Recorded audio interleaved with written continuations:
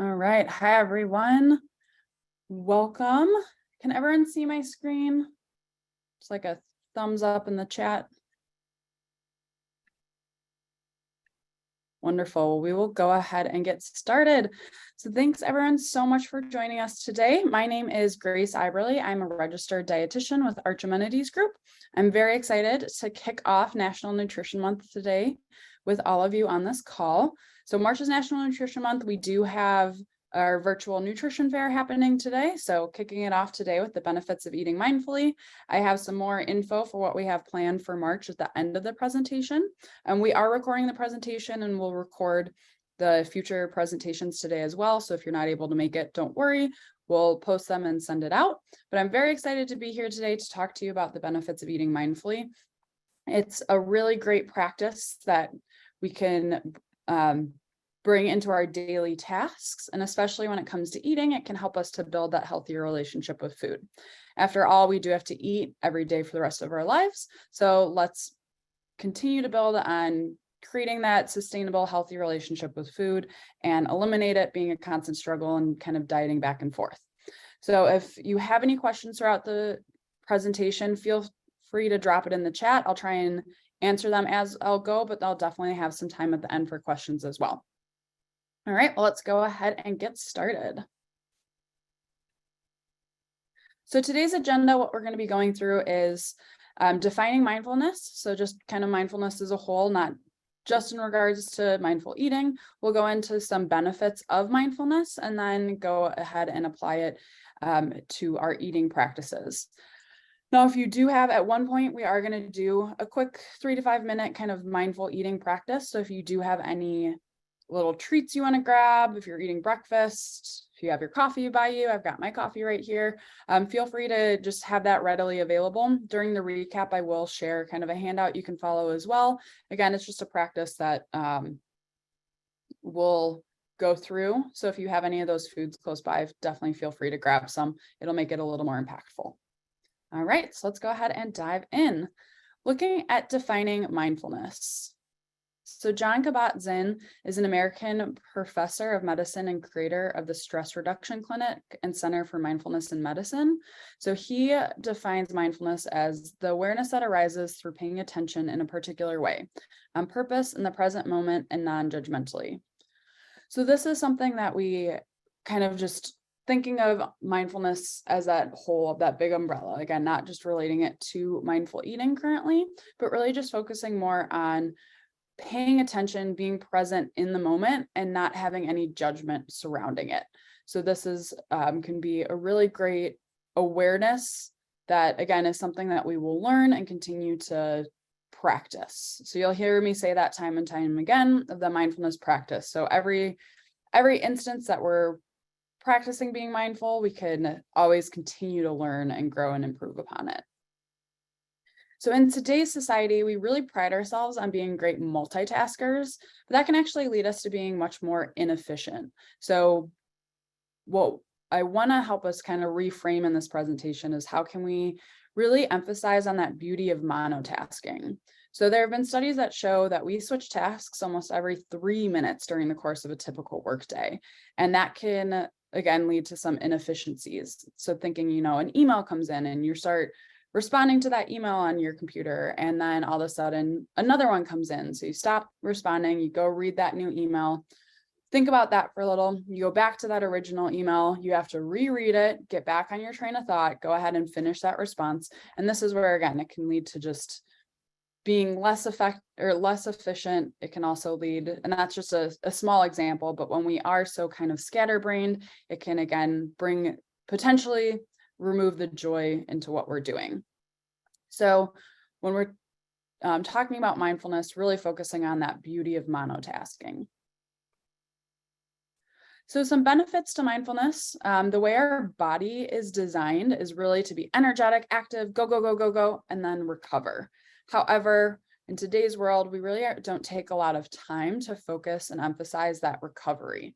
And so our bodies aren't great at constantly being go, go, go, go, go. A great example of this is if we don't prioritize ourselves and our health, you go, go, go, go, go. And then if we get sick, our body is like, all right, we're sleeping for the next 14 hours. we don't have the energy to do anything else because we need to rest. So what we want to focus on with mindfulness is getting a little more of that kind of rest. And again, that monotasking, a little bit more of our normal routine.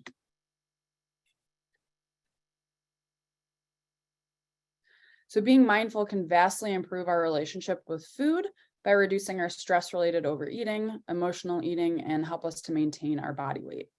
So there's a misconception in our society that we have to kind of always be on the go in order to be effective. So being busy does not actually equal being productive. And so I love that phrase, work smarter, not harder. But this is a great graphic kind of looking at, as humans, are we mindful where we've got go, go, go. I'm going to use my mouse over here. Like constantly have a million items on the brain, or thinking, if you have a dog, you recognize they show their emotions true on their sleeve. So they're really focusing on being mindful and seeing, like, being in the present, enjoying the moment. And so I really want to try and focus on, and today, as we're talking about mindfulness, how can we kind of reframe our mind to focus on really fully being in the present? So I want to go and pull in a little more in science and research into this discussion. So these, again, are regards to mindfulness as a whole, not just eating mindfully.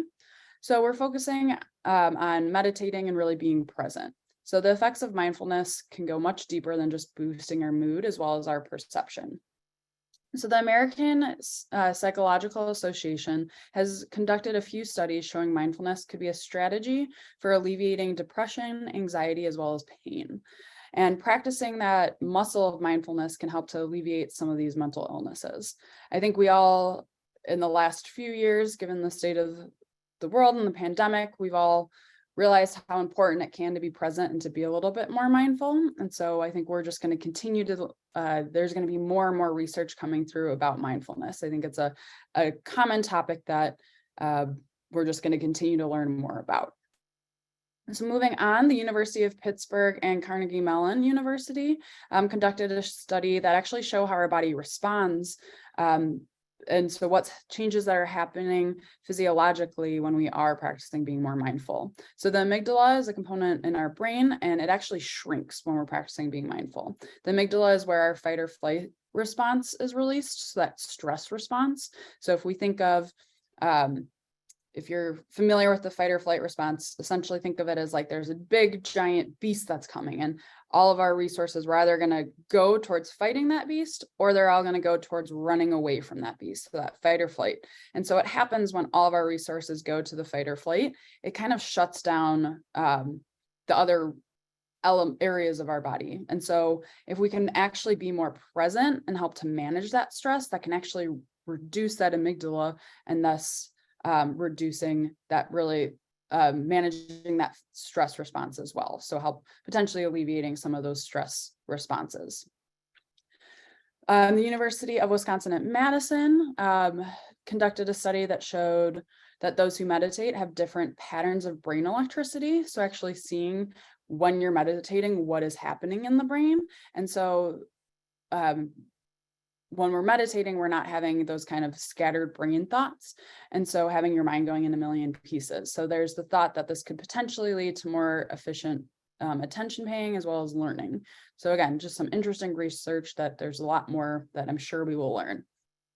Then finally, the Journal of Consumer Research conducted a study where people were completing like meditation exercise before eating some chocolates, and they showed that they actually ended up eating fewer chocolates over time.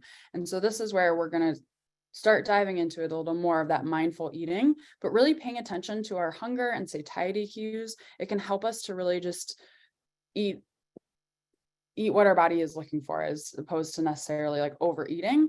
Also eliminating that stress and guilt we sometimes can feel when overeating as well.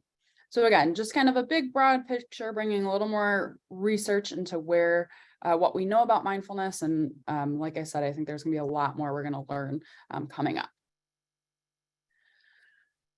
So mindfulness, as I mentioned, really is a practice. So it can be a more conceptual approach that can be hard to really grasp sometimes. So I love this quote by Daniel Goleman. He's a psychologist and the author of Emotional Intelligence and the Meditative Mind. But if you think every time you do a rep with a free weight, you're strengthening a muscle. Every time you bring your mind back, the stronger it gets, the more focused. So thinking, when you're at the gym and you're doing your bicep curls, they might 10 reps at 10 pounds might seem kind of difficult at first, but then once you do them consistently, then you'll move up to the 15 pounds. And again, it might seem a little hard at first, but if you do it consistently, you're able to continue to progress in the weight. And that's going to be the same concept when it comes to mindfulness. So the more that we are focusing on bringing that mind back and being present, again, that beauty of monotasking, bringing our mind back to what's happening, those neural pathways are just going to continue to strengthen, and then it'll get easier with time as we continue to strengthen that mindfulness muscle. So what I'd love for everyone to get out of this presentation today is recognizing, again, it is a practice. It is something that we can continue to learn and improve on.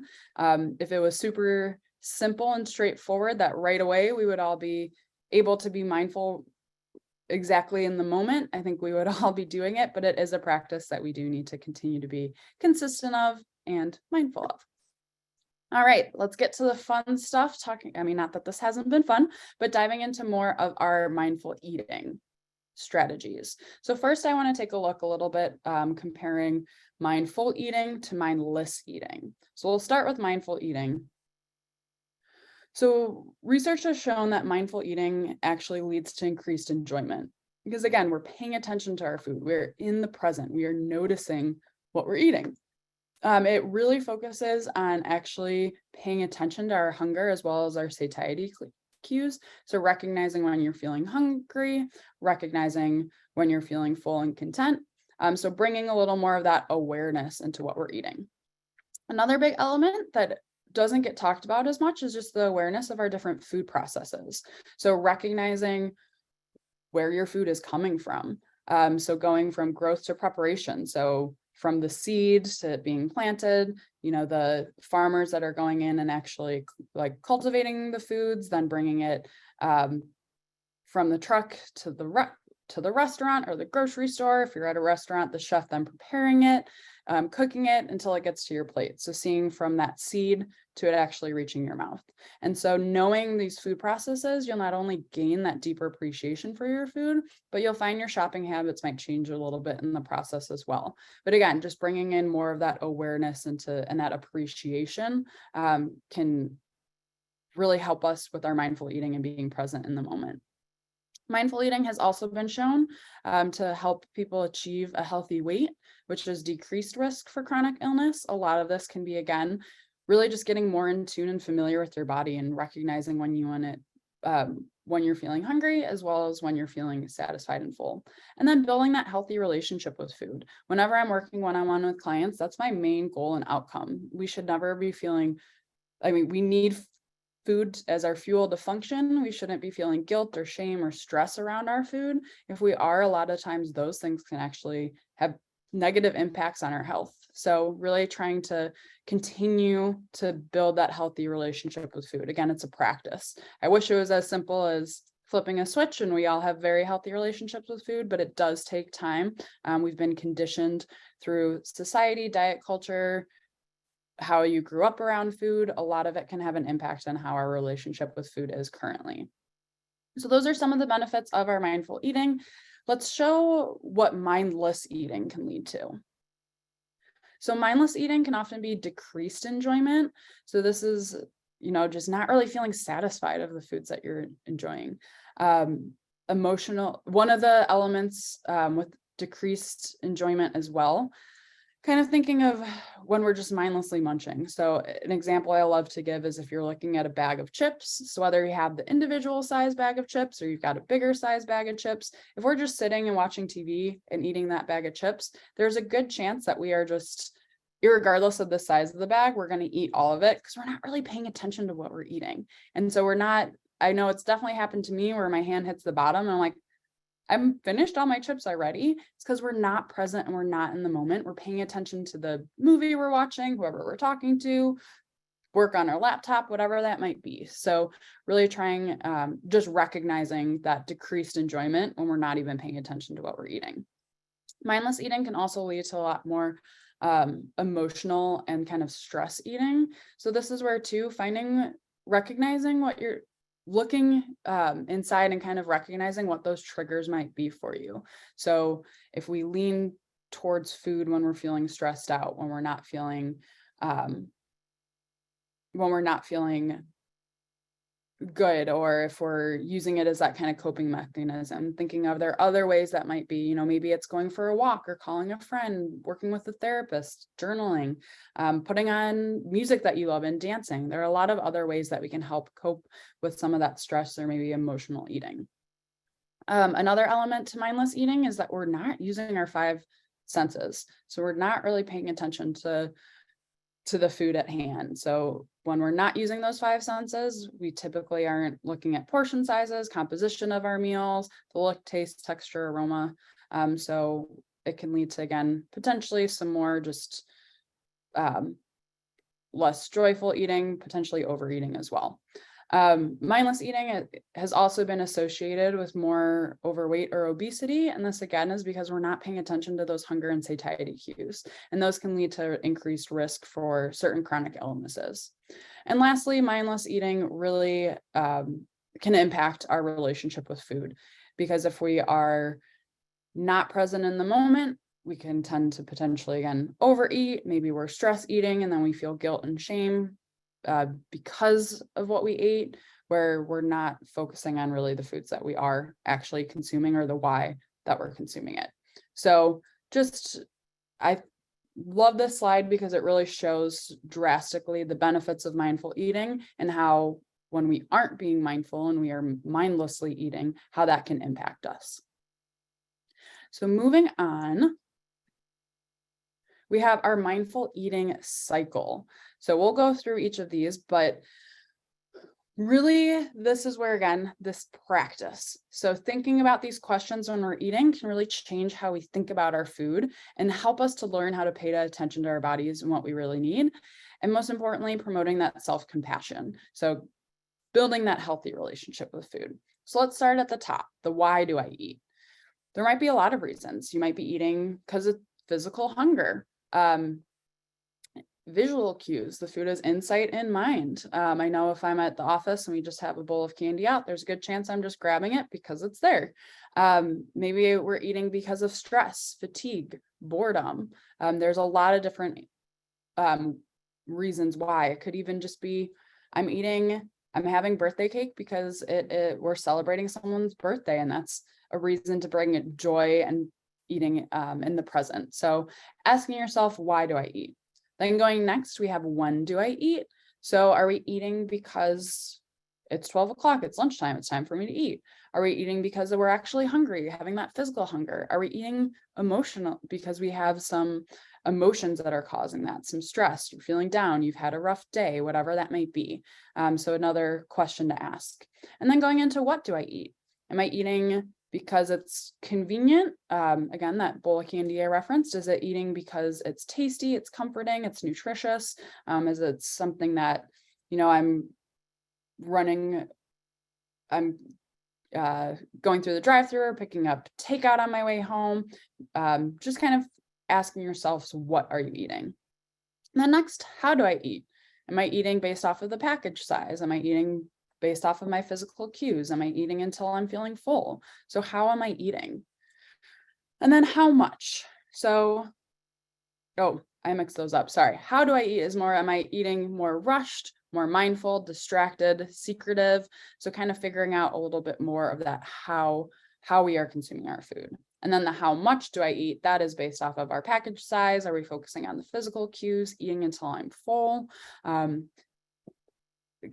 There are a lot of different elements that can impact how much I eat. And we'll talk about some strategies around increasing that mindfulness. But even just, again, that package size I mentioned with the chips, different size plates or bowls, we tend to fill it up because we're eating a little more visually with our eyes versus necessarily completely how we're feeling and how we're hungry.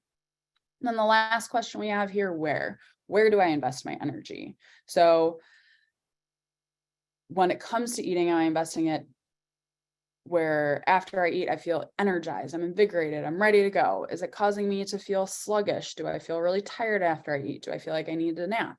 Is it pulling my energy away and making me feel more guilty or more shameful because of the foods that I'm eating? And so asking yourself these questions can definitely help to, again, change how we think about our food and help us to pay attention a little bit more into like what our body needs. And there's no right or wrong answer for any of these. And one of the great things about eating is it doesn't have to be the same all the time. Your why could be, I'm one of those people, I wake up within the first 30 minutes, I need to eat breakfast. Otherwise, I have a headache. I feel nauseous. I don't feel good. So I know I wake up and I eat because of physical hunger. There are certain times though, maybe I have like a 12 o'clock meeting and I would normally eat lunch. But I recognize if I don't eat anything before that meeting, I am going to be very ravenous by the time the meeting's over. So I'm going to eat a little something. It's a little more situational. So again, there's no right or wrong way, but these are just some questions we can ask to help us just change how we think about food and help us to become a little more present in the moment. So going on, we're going to approach our plates. So you may recognize this plate slightly. We do have the Choose My Plate that has our food groups in it, but this is our mindful eating plate that is going to be more, again, focusing on how can we bring more awareness into the present in eating. So going in and being more mindful is about increasing awareness of our food and our surroundings. So notice whether we are eating just to eat or we're eating to fuel our bodies. Observing and listening to our bodies is essential, increasing our mindfulness. So when we are in this red, observe, notice your body. Is your stomach rumbling? Do you have low energy? Are you stressed out? Are you feeling satisfied? Are you feeling full? Are you feeling empty? Just observing, bring a little bit more thought and awareness into what we're eating. All right, next we are going to go on to being in the moment. So being in the moment, this can be just really being fully present, no distractions. Turn off the TV, sit down, don't eat at your desk during lunch. We'll dive into that a little more as well, but really focusing on eating without any distractions. Really just being there and eating, not having anything else happening. So focusing on really trying, how can we be in the moment a little bit more? Going in and savoring that flavor. So noticing the aroma and the flavor, utilizing those our five senses, smelling that food. That's typically, when you walk into the kitchen and someone's cooking or you're making a meal and it just hits you and you're getting excited because it smells so good. Is it something that's crunchy? Is it sweet? Is it salty? Is it smooth? Is it spicy? Really just kind of savoring it and noticing that. Okay, and then we have bringing our awareness as well. So tasting the food as opposed to just mindlessly munching and eating without paying attention to it. So using that awareness, again, being present, focusing on how we can help to increase a little bit more of that enjoyment. And then lastly, we have non-judgment. So not trying to speak mindfully and giving ourselves some of that self-compassion. Again, this is probably going to be the hardest element of mindful eating. If you do struggle with a healthy relationship with food, a lot of times, as I mentioned before, like our diet culture can really impact of creating good foods versus bad foods, but there really are no such thing as good foods and bad foods. And so kind of recognizing that when we have these really strict rules, notice when those rigid rules or guilt pop into your mind and trying to reframe that. So speaking to yourself a little more without judgment and recognizing that can really help to increase that being present and being mindful. Okay, so here is our kind of mindful eating plate. Again, observing, savoring, bringing awareness, being in the moment, and not being judgmental. All right, we're moving on to our mindful eating practice. So this was, I said at the beginning, if you have a little something, feel free to go and grab it now, whether it's a piece of chocolate, some fruit, it's your morning your morning yogurt, your coffee, whatever it might be. When I send our recap with our recording, I'll also send a handout as well as a kind of short clip for this. But this is, again, just a mindful eating practice, bringing a little more awareness into what you're eating. This is going to be about a 3-ish minute, kind of 3 to 5 minutes of us just paying attention to what we're eating. And what I want we'll have a reflection session afterwards, just for you to kind of reflect internally of how is this different from how you typically eat. And again, bringing a little more awareness. So trying to keep quiet during the exercise and focus all of your attention on whatever that food item you have in front of you. So approach this exercise with an open mind and a gentle curiosity. I will preface this with saying when I first did this, it is a little silly and you feel a little awkward because it's typically not how we eat. So taking the time to kind of work through some of these questions can definitely, again, just bring a little bit more awareness and thought into what we're eating. So go ahead and pick up, don't eat yet, but pick up the food that or the treat or the coffee, place it in the palm of your hand. So I'm going to use my coffee. Notice the colors and the shapes on the package, on the food itself. Pretend like you've never seen this food before and really examine it closely with a lot of curiosity. So feeling the weight of it in your hand, so touching the packaging or the food itself with your fingers, feeling the texture, paying attention to maybe any sound the wrapper makes or the sound the food makes. What color is it? Where did it come from? How did it get into your home or your workplace? So look at the different sides, turn it around, maybe notice how the light reflects off of it, any shadows. If you notice that your mind is starting to wander a little bit and thinking about other things, that's okay. Notice those thoughts, and then let's bring it back to that food at hand and what's present. If you have something in a wrapper, go ahead and open it slowly. Listen for the sounds. Notice the movement of your hands, your fingers, your arm muscles. Do you feel a sense of anticipation or an urge to immediately put it in your mouth? Are there any physical sensations you have? Any emotions you're feeling? Just go ahead and note them. You may hear other people around or noises in the room, but notice those sounds and go ahead and bring your attention back to your food at hand. Now looking at it, considering that texture, the color, the weight, go ahead and raise it to your nose. Take a nice inhale and smell. Slowly breathe in a few times and focus on the different smells. Does smelling this trigger anything else in your body? Any other emotions? Any physiological responses? Do you notice your mouth watering? Are you having any thoughts? Maybe it's hurry up and let me just take a sip of my coffee or eat this. What's taking so long? Again, if you're having these, notice them, and let's bring the attention back to the treat at hand. Now go ahead and slowly take a small bite or a small sip. Don't chew or swallow. Just let it sit in your mouth. Try and notice where you feel it, the moment where you feel you want to swallow. How does it feel in your mouth? Can you taste it? What's the consistency? What is happening within your mouth, your teeth, your tongue, your lips? Move the food around in your mouth a little bit. Are you tasting it in a different area on your tongue maybe? Does the taste itself change? What is happening to the food? How do you feel? Go ahead and swallow your food and focus on the sensation. Notice any lingering tastes. How do you feel physically and emotionally? Take a little while to consider this experience. Okay. So going in and reflecting, feel free if you want to drop it in the chat, but also if you just want to kind of think through it. But how is this typically different than your normal way of eating? You know, normally we're probably eating a lot faster. We're not letting it sit in our mouth and noticing the sensation it has. But think a little bit of what you noticed during this mindful eating practice and thinking, how can we apply these into eating and maybe other areas of your life?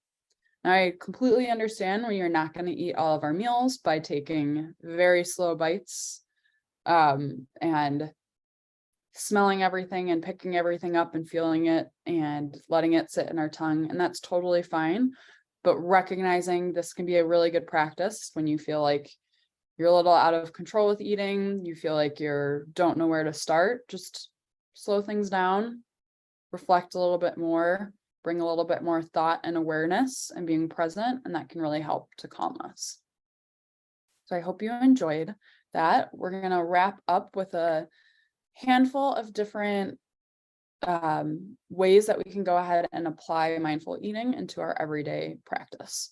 So what I hope you all can take from here is a couple options of things that you can apply into every day, and just some ideas and things to try. Everything might not work for everyone all the time, and that's okay. But again, if we can just continue to practice and build on it, we can continue to be more present with our food, more aware, and build that healthy relationship. So one great question to ask when we start is, do I really want this? So recognizing that, again, that why are we eating this? We're eating this out of necessity. I'm hungry. I just need fuel for my body. Eating because I love coffee and the smell of it in the morning and the warmth really brightens my morning. And that's why I choose to drink coffee. Maybe it brings you the caffeine to wake you up. But really just kind of asking yourself, do I really want this? Actually sitting down, this is a big one. Maybe not quite as much in this post-pandemic world, but focusing a little more on actually sitting versus eating on the go, eating in your car on your commute to work, eating on the train, whatever it is. Sometimes what can happen when we're eating on the go, it can actually force us to overeat later. Our body isn't fully recognizing all of everything that we're eating because, again, we're preoccupied with moving, with going.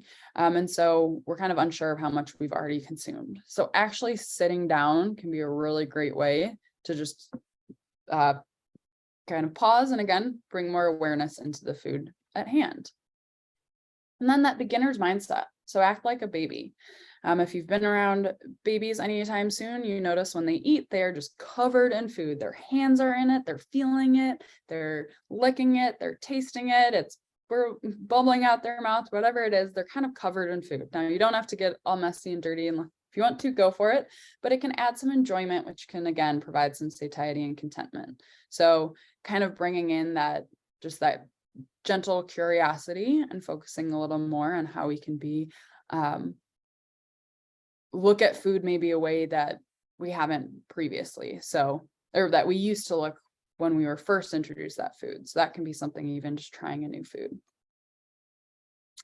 Eat lunch anywhere but your desk. This applies a few of these principles in the sense of not wanting to eat with distractions, so trying to eat with less distractions, but also giving yourself a brain break. So not focusing so much on following up on emails, finishing whatever work you have at hand, being ready for a call, whatever it may be. Really just trying to focus on how we can bring a little more awareness into the food. Oftentimes it feels counterproductive of like, oh, I need to work, I go, I can't take any breaks. But that, again, goes back to our kind of society mindset of being busy doesn't necessarily mean being effective. So more research is showing that taking that brain break in the middle of the day can actually increase our productivity later. So I really challenge everyone to try eating lunch anywhere but your desk. This is a fun one, the crunch effect. So paying attention to the sounds you make can help us to regulate how much we consume.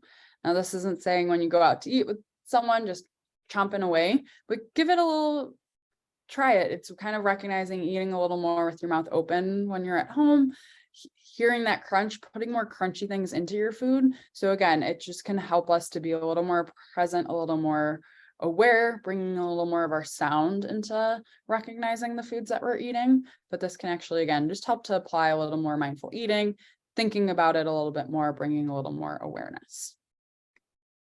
So I have a few more.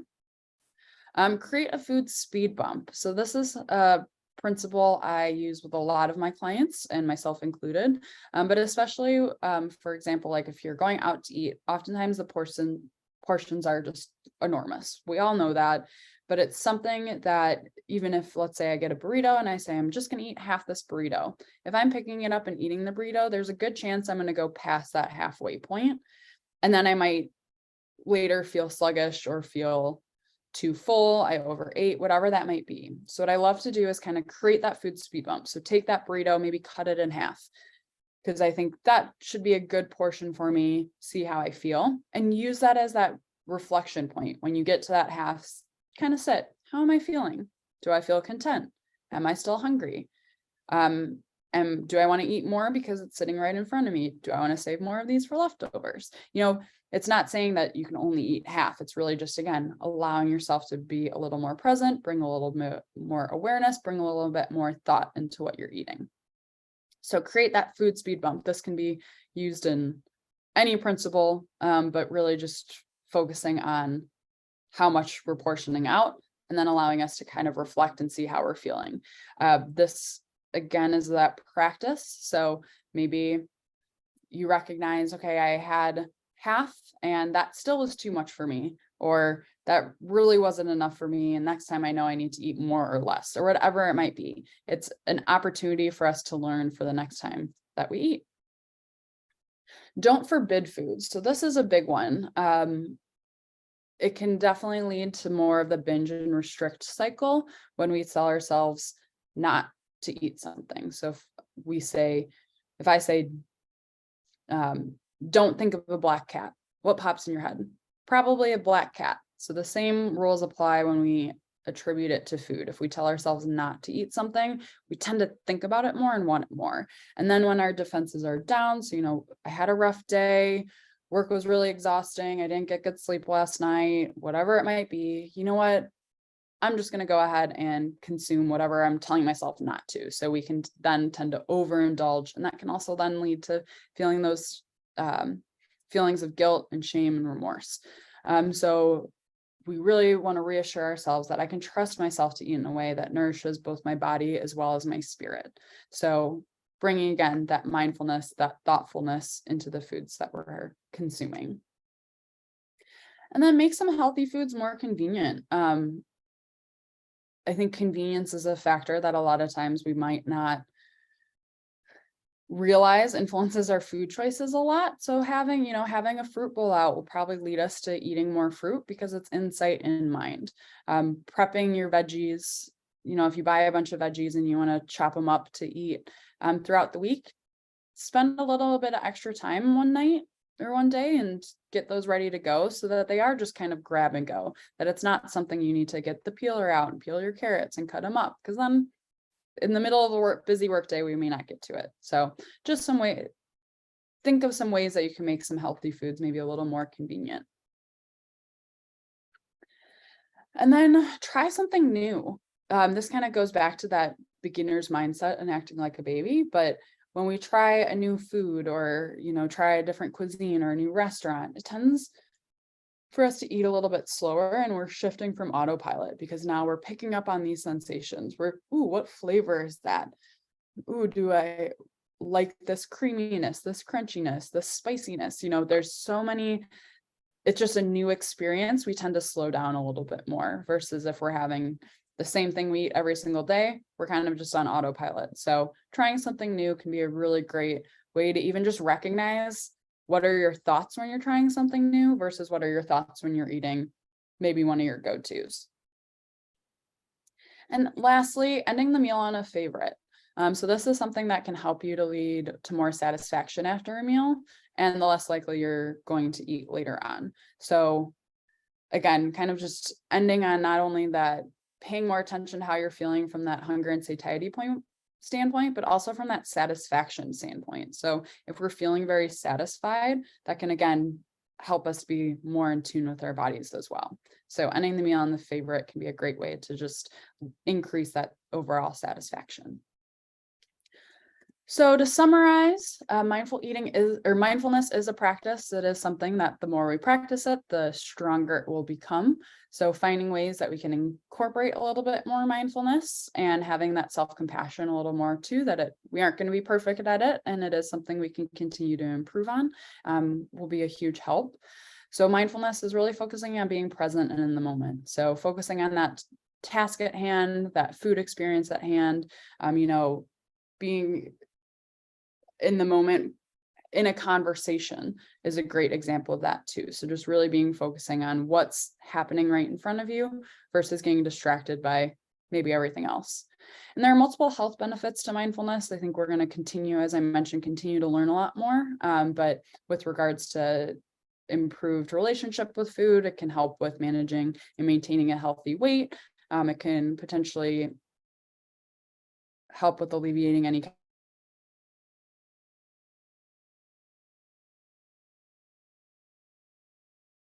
some good benefits.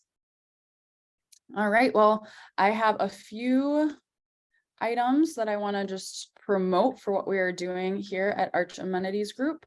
So this one, if you are interested, is our National Nutrition Month webinars are today for our virtual nutrition fair. So if you go ahead and scan that QR code, I am going to drop this in the chat as well.